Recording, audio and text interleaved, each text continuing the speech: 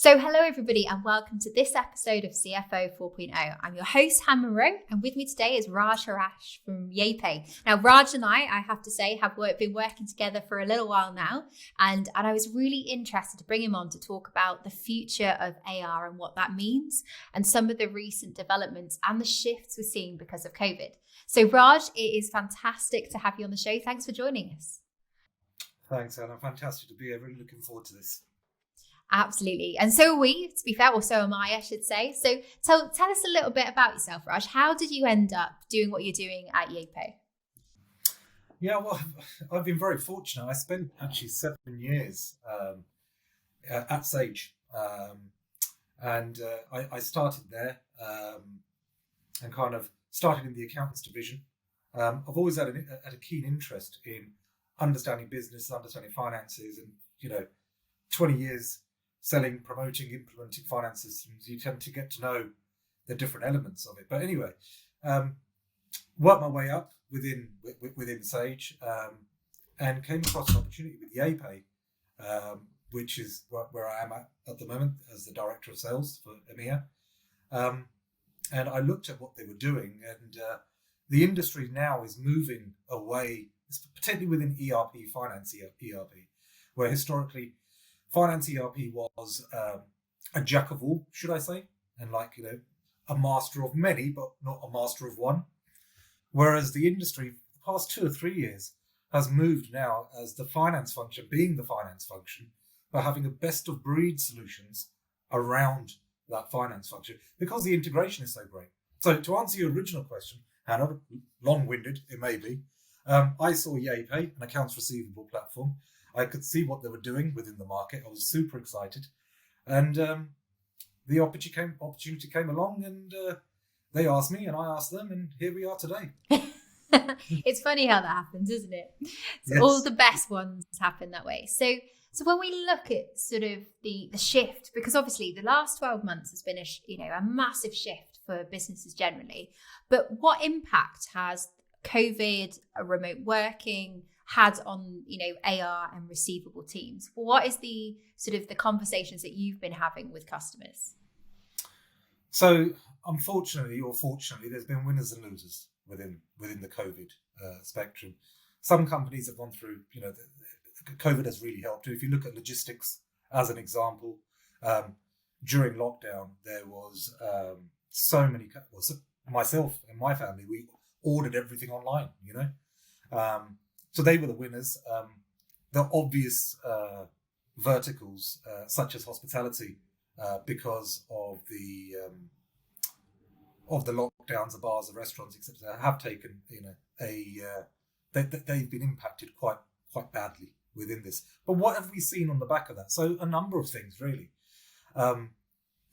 When companies did return back, and there was a form of normality, what normality looks like, we still don't know at the moment. The conversation that we are having is around automation.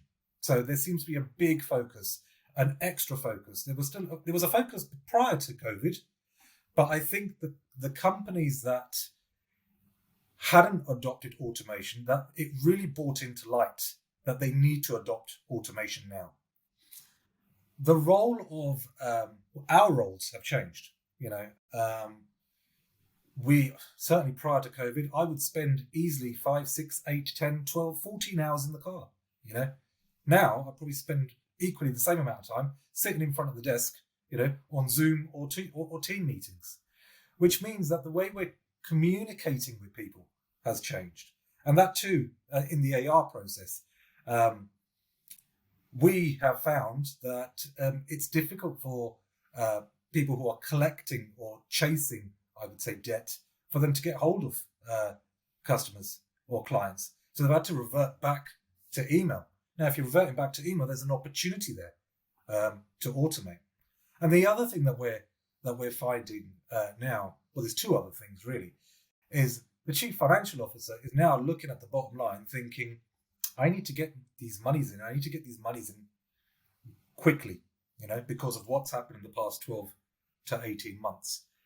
And we've also seen quite a big shift in companies adopting customer portals where they can help their customers self-serve their own invoicing. So to kind of couple all that together, what we found is that the accounts receivable process, yes, it's got a bit shrewder, and yes, it's got, I wouldn't say the word aggressive, but they've become, the cadences and the sequences going out are more popular, should I say.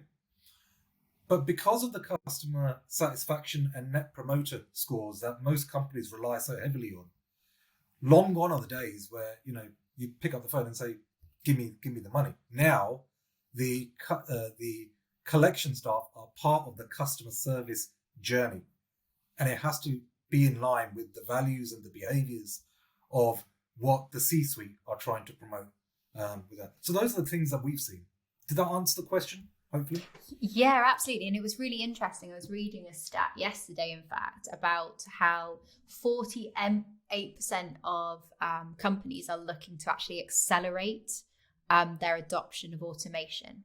And 78% is nuts, looking to increase their spend over the next 12 months. So obviously automation and that piece is driving it. And I think there's always been that fear, hasn't there, with accounts receivable, certainly when I'm speaking to customers around, if how much of credit control can we actually automate? And I think one of the interesting things about COVID is it's actually driven some of those increases in that, like exactly what you said, is because obviously it's become more email based, that's actually accelerating the ability to automate it rather than it all being all being sort of phone based. Yeah. So there was always a percentage that we couldn't automate historically. And I guess there's always a place, isn't there, for that sort of one-to-one personal chasing. Nothing beats getting a phone call, because emails are so easily ignored. But that, being able to focus their attention on that, that smaller percentage, that's obviously helping to streamline and reduce, the days that an invoice is outstanding. Absolutely. But what we're finding is that certainly our software or any AR software, it's not there to replace, any artificial intelligence and machine learning is not there to replace humans. It's there to aid and assist. And it's there to predict what's at risk for the future, and there's always going to be an element of someone picking up the phone and saying, look, you haven't paid the invoice, etc., and understanding what's gone wrong in terms of paying that invoice, and sympathizing and empathizing as to what, why that invoice hasn't been paid. I'm afraid a bot can't do that. That's what a human does. And it's hard, isn't it? I guess because we talk about, like you say, that disconnect. So, I've experienced it before. I've been on the other end of it sometimes when you have an amazing experience with a customer service team, and then you get this really harsh chasing email that doesn't quite reflect like you say, the brand or the style. So that's, I guess, where you've got to balance out the need for automation and perhaps some good wordsmithing on those emails with obviously the need to gather that to cash in and get it in. And how are you finding that clients are managing that balance? How do they get it right? So it's a very good question. Unfortunately, you're going to have clients that just don't pay you. And your niceness is kind of taken for granted, and we always like to think that's 1% of the client base. That's not the majority of your clients.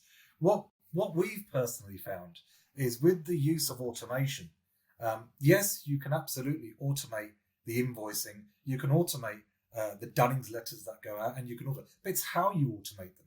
So let me give an example. Many organizations, the finance teams tend to be completely separated to the rest of the business. So the finance team tend to be, nobody knows who they are.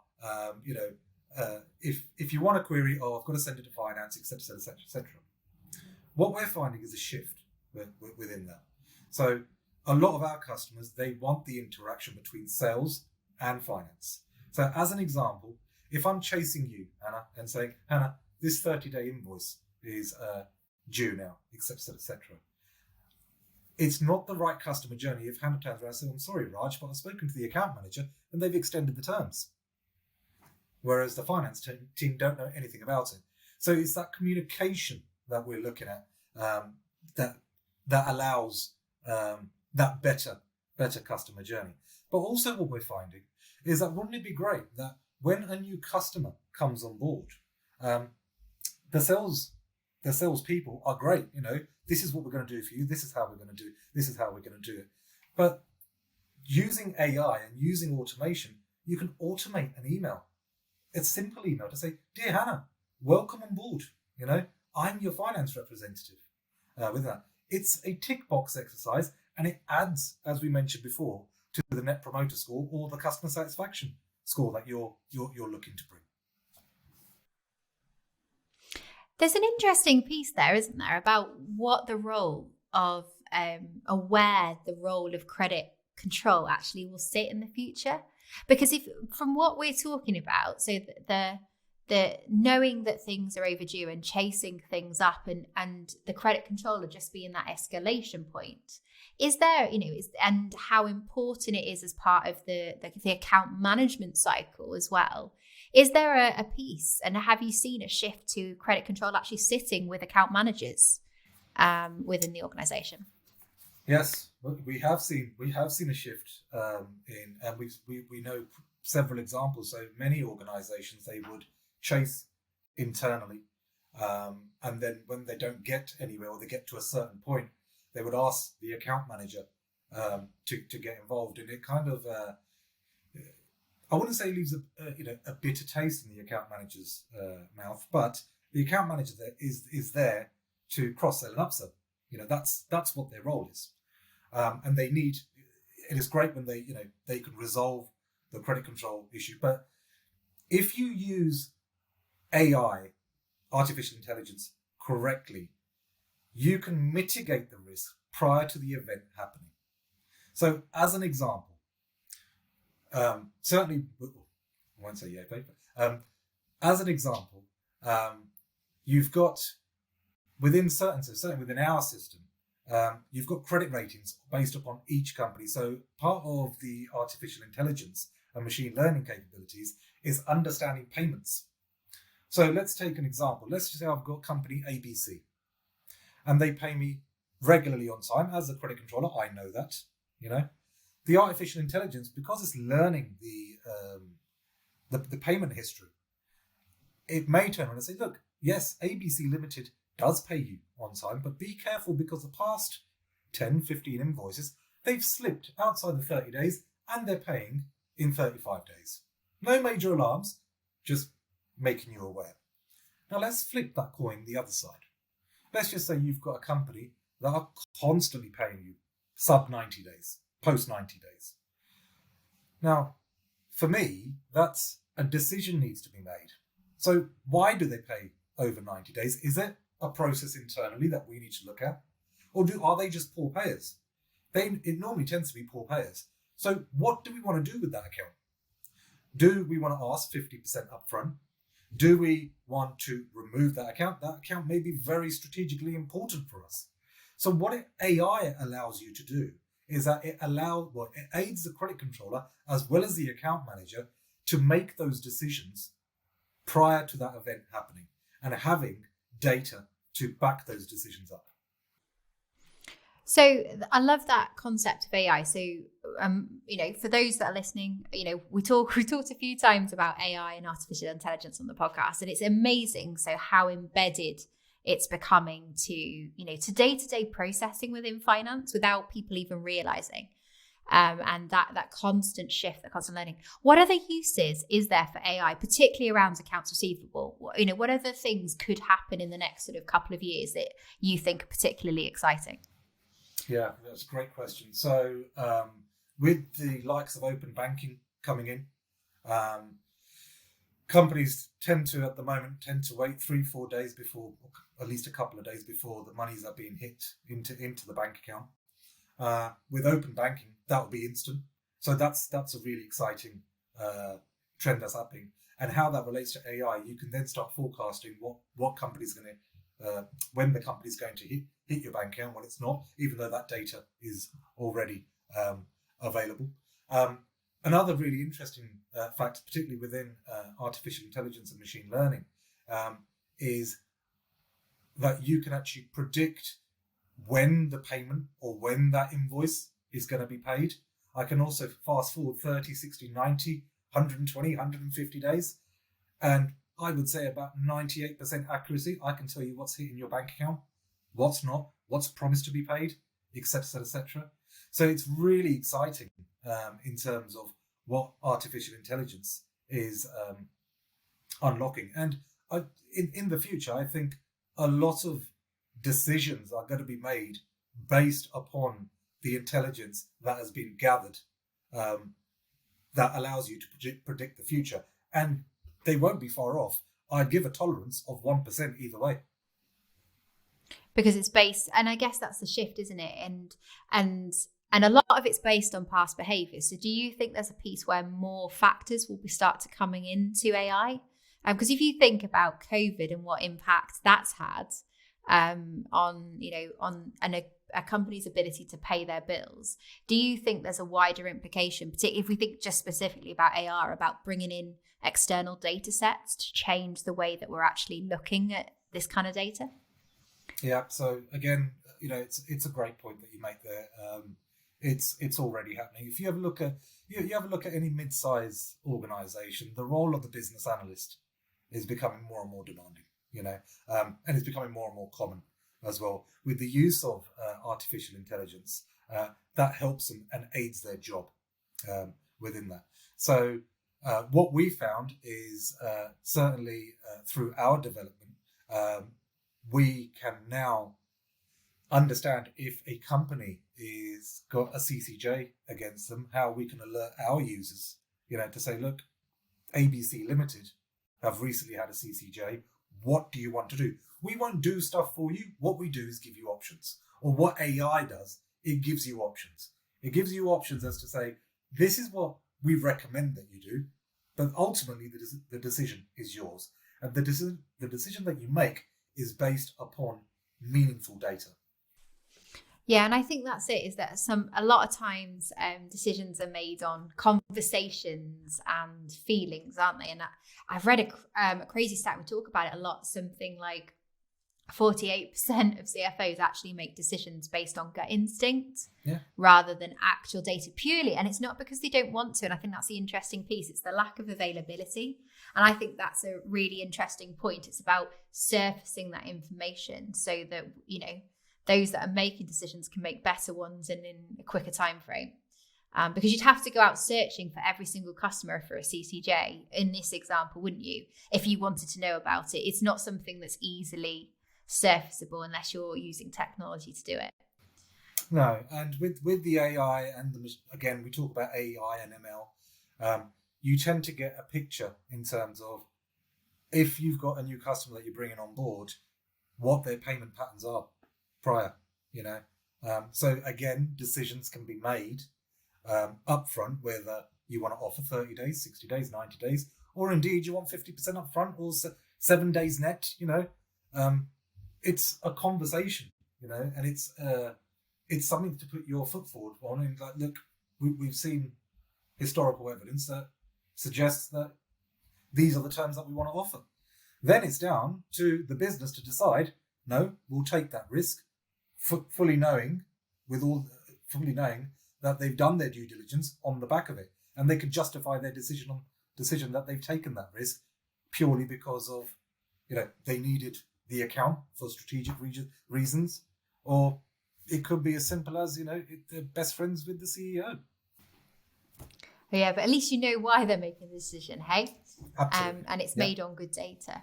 So if we go back to a really interesting point you made earlier about almost like the rise of self-serve credit control, because this is a big shift, isn't it? We're so used to, and some people apparently still send paper-based invoices, which I've always been amazed at. So I'm sure there's stacks of paper-based invoices sitting in people's in letterboxes over COVID. But tell us a little bit about the rise of sort of customer portals and how those are being used with AR teams to support growth and to drive improvements.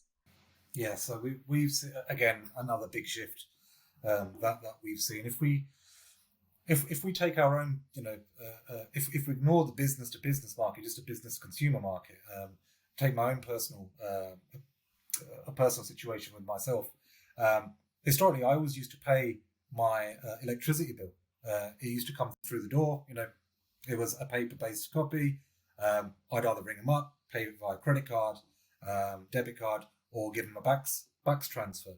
It was really interesting about 18 months to 24 months ago when they said, we'll give you 5% discount if you move online. And we're finding the same shift with business to business customers. So the customer portal, customers are actually, dare I say it, customers don't like to speak to people now, or I don't say they like to speak to people.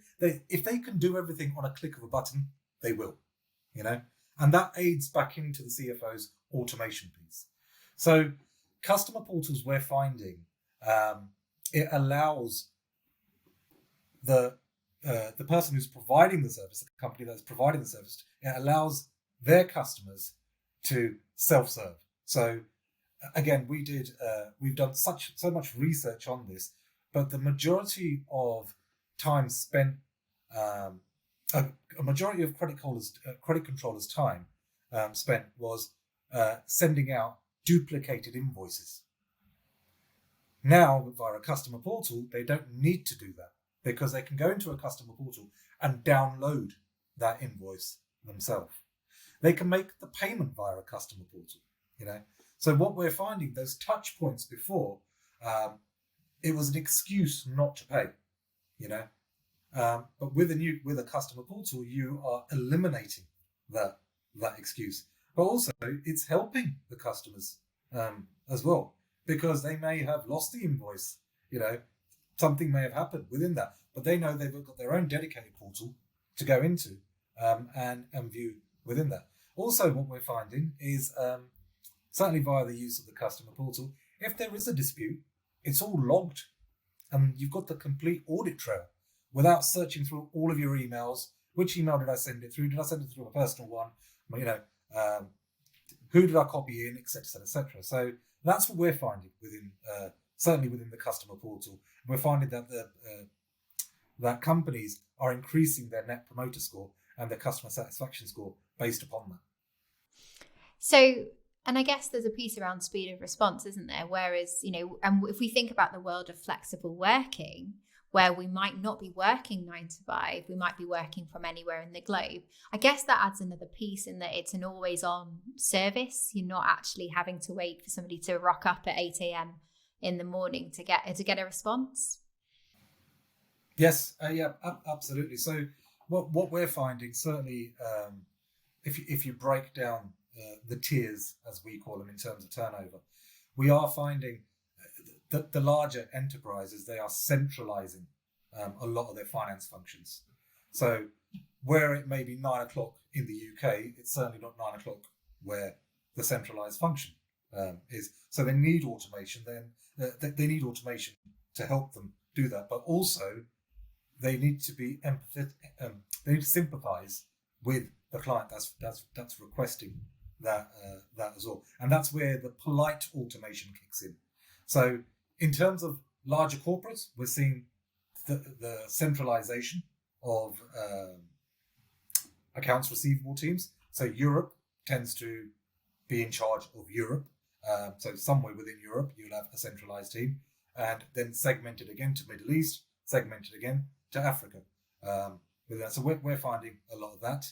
We're also finding companies that are looking to grow. One of the first questions I always ask: how are you growing? Are you going to grow are you growing organically, or are you growing by acquisition? And the companies that are on a severe trajectory, they tend to grow by acquisition. So if you've got an AR process built in, it allows you to lift and shift that company into your process without adding to additional headcount, but still not compromising in terms of the customer journey and the customer satisfaction that you want to give to your clients. And I think that's a really good shout out, because obviously an acquisition can bring in a big outstanding debtors list that you need to scale up and get on top of pretty quick. So I guess what we're saying there is the ability to just literally plug and, like you say, lift and shift that into your current process is going to have a massive impact. And, we work with a lot of companies that are on an acquisition spree, and they don't always think, they assume, I guess, that at some point they'll streamline. But I think what you're saying is there is actually the time frame to automate incoming acquisitions could be a lot quicker if you've got those pre-built processes rather than relying on people. Absolutely. What we found is the CFO that understands having a good finance system and having best of breed around them tend to scale more quickly than the CFO that says, I'll deal with that later. And we talk a lot, obviously, about the concept of best of breed and how that impacts. And I think that's a really interesting concept, because there is a fear of of having separate systems. But I guess that's another thing we've just got to shout out, is that integration is not importing spreadsheets and passing stuff manually from one to the other. When we're talking best of breed, we're talking about API, direct integration, real-time information. So I think that's always an interesting point, is that there is this lack of awareness of how integrated some systems really are.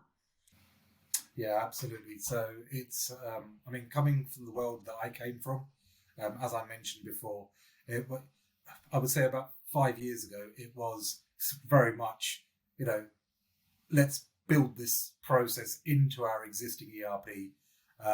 But now it's not like that. And I think the market has matured, and intelligence has come in.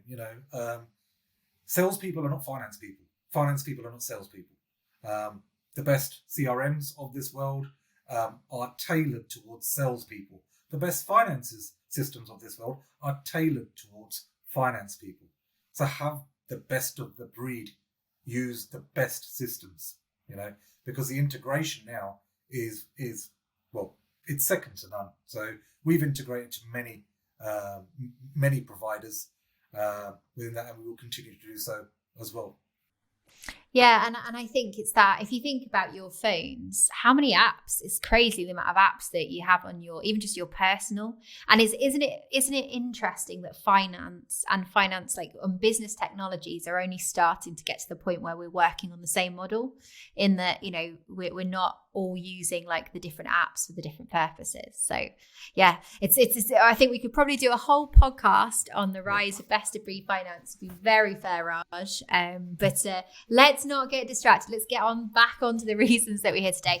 I guess my final question for you, more from a sort of a practical perspective, for those CFOs that are looking to revise and streamline their processes, what are the little hints and tips that you can give them, regardless, I guess, of what technology they've got, about how they can optimize that processes? What are the must-haves that every organization should have in place when it comes to credit control? That's a really good question. First and foremost, the systems that some companies have at the moment, they're not being used fully. I come across so many companies because of my background in accounts. I'm fascinated on how they do a bank reconciliation, and it's alarming that someone actually prints off a bank statement, then keys in those figures into a finance system, and then looks for the invoice and then marries them off. There's so much easier ways of doing that. And I think what CFOs should look to do is to provide training for their staff in terms of just looking at ways they're doing stuff at the moment, and see how you can get best of breed out of, or streamline, or just get quicker at. Because I guarantee you that if you're doing something a certain way, that's the only way you know how to do it. They would not look outside the box, and it's not their roles or responsibilities to look outside the box. That's the role and responsibility of the CFO. So that's the first thing that I found. Many of the systems are underutilized within that. Then you can flip the coin on the other side. Some systems are so overutilized that they've developed processes around that system. So because the system doesn't do what it wants to do, they've developed a process around that. Take a look back. Streamline again. A lot of the customers, you'll know this, Hannah. Many CFOs come to you and say, "I want a vanilla out of the box solution." Yeah. As soon as you start talking about process, they say, "Well, we don't do it that way." You need to go back to the original brief. You said vanilla out of the box, so let me tell you the process. You either adopt that approach or you adopt the minor bespoke approach. You don't adopt the fully bespoke approach because you're not fixing the problem. Do you know, it's really interesting the amount of conversations I end up challenging. It's half the time, it's not even finance. It's actually some person in a different department that's built this process that everything else is hanging off of. The amount of conversations I have about, we can't send invoices straight out because we're not sure if the pricing is right. Well, how have you got to a point where you're producing invoices and you haven't agreed pricing? And actually, like exactly what you said, taking it that step back and challenging. So what does good look like? How do we simplify this processes, and where are the bottlenecks? And actually challenging where they've come from. And sometimes it's just that they haven't sorted earlier parts of the process, or people aren't willing to follow the right processes earlier on. Yeah. And there's a whole change management piece. But, very often exactly what you said, what we'll find is that they've just done it all. They've always done it that way. And because they're so busy in the midst of coping with this massive volume that they've got, they don't have a chance to even sit back and think about it. And that's the crazy thing. It is, they are drowning in terms of the admin. And again, it goes down to automation, and it goes down to artificial intelligence. It goes down to the bot. Let the bot help you. Let the artificial intelligence tool help you. They're not there to replace you, because you're irreplaceable. But let the tools do the stuff, as in send out the emails for you. So as a credit controller, you come in the morning, first thing in the morning, your your accounts that you need to prioritize. The system has already done it for you, which makes you more focused, which adds to the NPS score, adds to you loving your employer even more, because instead of working from 8 till 8, you're now working from 9 to 5, and you're having several coffee breaks and an extended lunch in between, and you're still more efficient. Yeah, and hey, this is the rise of the 4-day week coming through, and that's a whole different conversation about the rise of the 4-day week in finance. So, well, thank you so much, Raj, for taking the time to talk to us today, and it's been fascinating to hear your stories and what questions and challenges you're seeing out when you're speaking to customers. So if anyone listening to this podcast wants to learn more about you obviously yourself and Yaypay and what you guys do, what's the best way to get hold of you? Yeah, absolutely. I mean, you can email me directly. My email address is Raj. Oh, sorry, let me go again. The email address is r.harash, spelled Harash, at Quadient, QUADIENT.com. And I'll explain what Quadient means in a minute. And also, if you'd like to know more about Yaypay, simply www.yaypay.com. The reason my email address is Quadient. Last year, Yaypay two major things happened last year. First and foremost, the IDC granted Yaypay as the market leader in accounts receivable due to our artificial intelligence and machine learning platform. Once we were granted within that, there was inundated requests for companies to actually buy us. We were bought by a company called Quadient. Now, just to give you a very quick background about Quadient, not many people know who they are, but Quadient was formerly known as Neopost. So most people know who Neopost are. They provide mailroom equipment to many organizations across the globe. And the reason why they bought Yaypay was part of that digital transformation. They want to digitize the mailroom. So Quadient have bought us, who are an accounts receivable platform, and also an accounts payable platform as well. So we fit part of the family, and we can give you a complete end-to-end solution. Hey, that's an interesting fact. I don't think I knew that one. So thanks, Raj. So to put this in context, obviously, as you know, we've been working with Raj and the team at Yaypay around AR solutions for the stage solutions that we work with. So and hence the reason I sort of invited on the podcast, because we do chat a lot, don't we, Raj, when we're talking about customers, etc. So it was great to have an opportunity to talk about it on the podcast. Well, thank you so much, Raj. And as usual, for any of our listeners who'd like to learn more, we'll pop some links into the show notes.